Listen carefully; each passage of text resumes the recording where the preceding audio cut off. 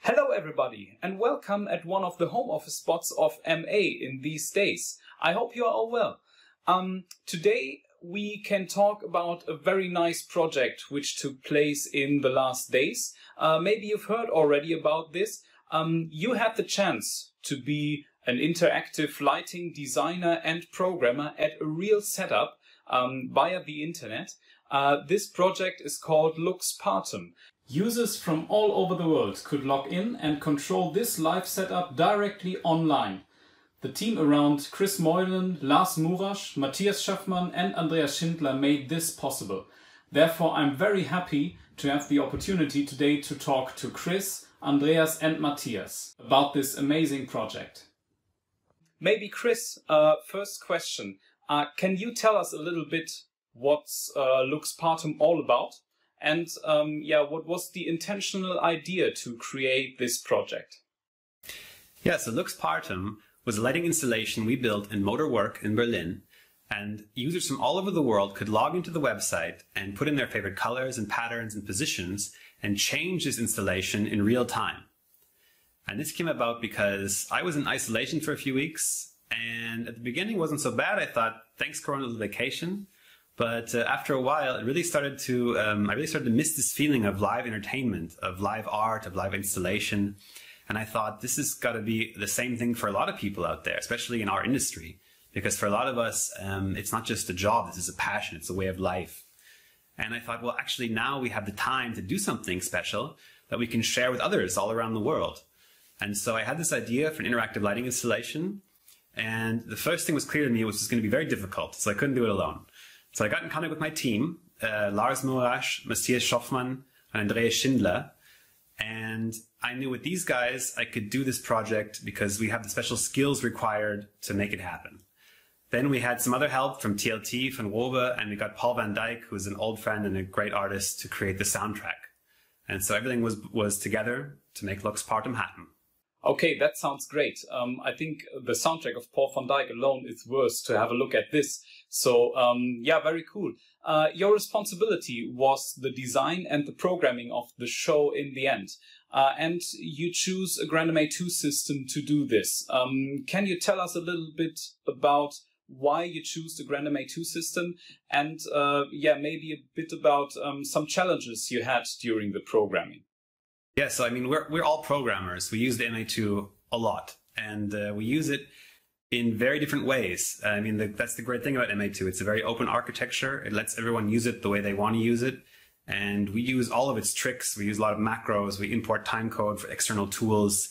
And because the MA is so open and modular, allows us to do the work that we do. And it's pretty much the only solution for all of us. I can say we didn't do much pre-programming. I drew the whole thing in 3D, in Vectorworks and in Depends, and used the MA to check out positions and stuff, and choose the camera position in the middle and place the lights symmetrically. But most of the programming we did on site. And yeah, the MA was the only solution. Okay, maybe a bit more to the technical side.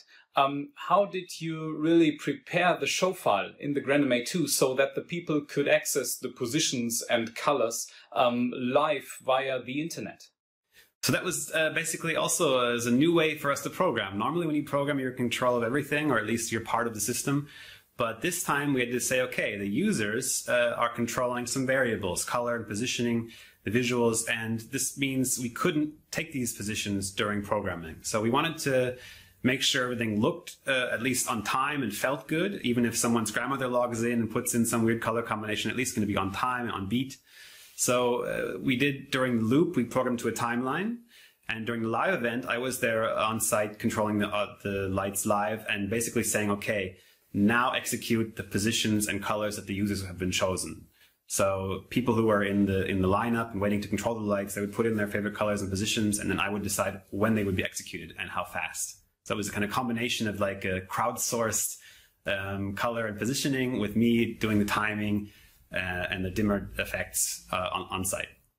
Okay, that's what they call a multi-user session in our data, I think. Great. Matthias, to you, I think you are called the network guy in this project, or the system guy. Can you tell us a little bit more about your responsibilities in this very nice project? I was responsible for developing the whole remote control technology. This included everything from the front end to the servers in the back end. A big task was also the research together with Chris to find a smart way of handling all automatization on GrandMA. Okay, that sounds like one of the most challenging parts in this whole story. Can you explain us a little bit what the user could see when he logged in the LuxPartum and what he saw at the front end of this project? We call the front end GLOVIS, which stands for Global Remote Visual Interaction System. It contains three main elements. First, the stream view, which displays the camera feed as well as the timeline overlay. Second, the registration and queue, where the active users and other queued sessions were shown. And third, the remote control buttons, which were enabled as soon as the user's sessions got activated. Okay, that's a good keyword. So the user session. I also took the chance to take place in this project and had my interactive programming slot. And yeah, by the way, this was, or everybody who was online could see why I'm working at tech support and not as a lighting designer at this stage. But how did you realize the live access to the GrandMA 2 system from the people all over the world? There are a few ways to interact with GrandMA from external systems. We decided to use a bidirectional telnet connection because this was the only way to get a response back from GrandMA 2. At the console itself, there were a bunch of macros which were triggered and queried by our servers. Okay, so at the end, a bunch of macro programming, I guess.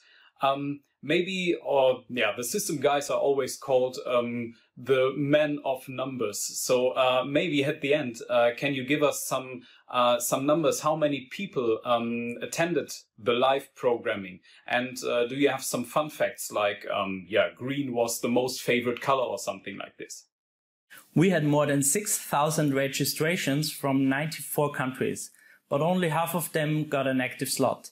This means we had more interest than available slots within these 9 days. The colors red and white were the most used colors. Funny fact, nobody likes the warm white. It was only used in 5% of all the looks. Okay, no surprise. Who needs warm white, yeah? Maybe Andreas, to you. You were responsible for the pattern and content design of the media server. Can you tell us a little bit more about your ideas and the challenges you had during the program?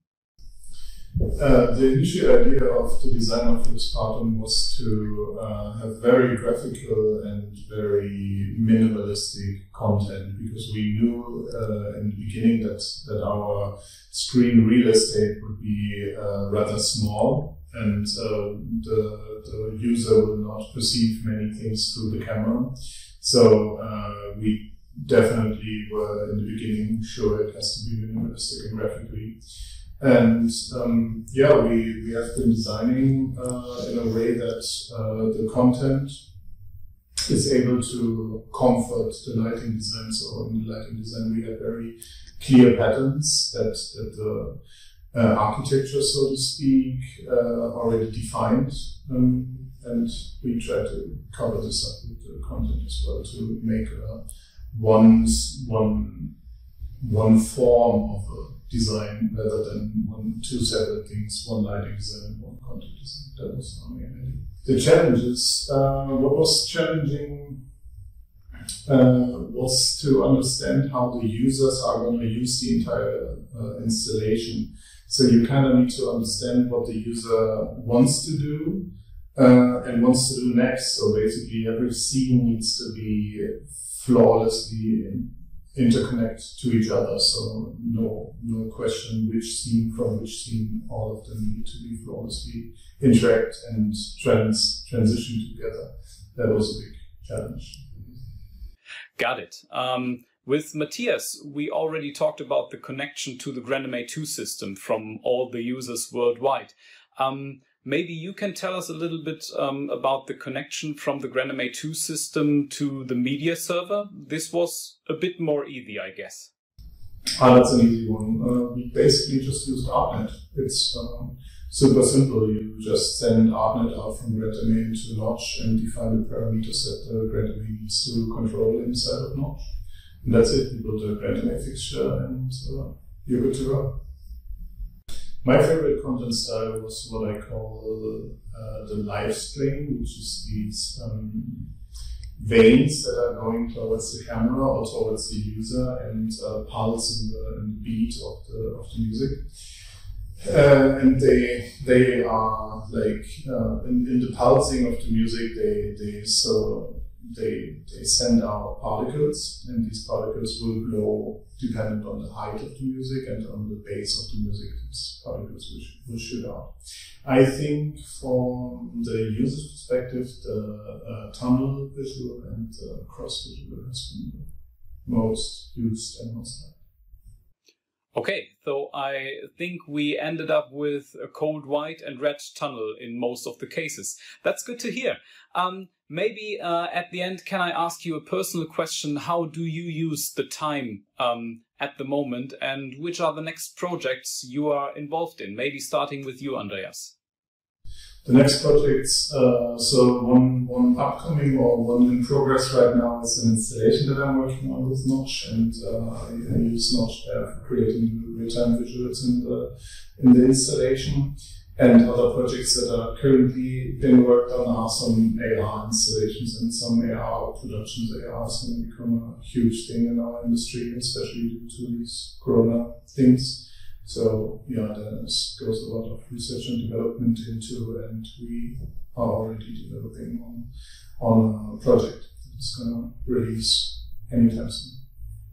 Yeah, next projects, there's a few things coming up, but honestly, at this point in time, I don't expect them to happen this year. Most of the big events have been pushed to next year or cancelled outright, and it's a very difficult time for a lot of us. I hope it comes back soon, but I think it's going to take a little while still. We will see what the future brings for our lighting stream platform. But personally, I'll use the free time for self-education or working on projects with a personal interest. Now is the perfect time for that. Yeah, I think that's what we all hear from the different people and the different places, that at the moment research and self-education is very important because that's sometimes the only thing you can proceed at the moment, of course. I would like to say thank you very much and congratulations on this very nice and very cool project. I think you brought back the feeling of live programming, which we are all missing for many of us. That's worth to mention. So thank you very much for this cool project. Maybe at the end, you have the last word. Can you tell us what's the conclusion for you of this project? Maybe in one word or sentence? To be honest, it's just overwhelming because none of us expected this huge international impact. Oh, my conclusion in one word would be fun. We had a lot of fun creating this, and it was a great environment to work with the other three guys. It's amazing. It's just, I enjoy it. And fun. Let's do that again. It was good.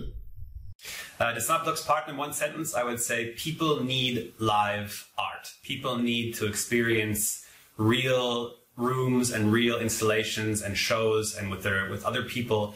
This is something that's been going on for centuries. It's never going to stop, and it needs to happen again soon because people need art.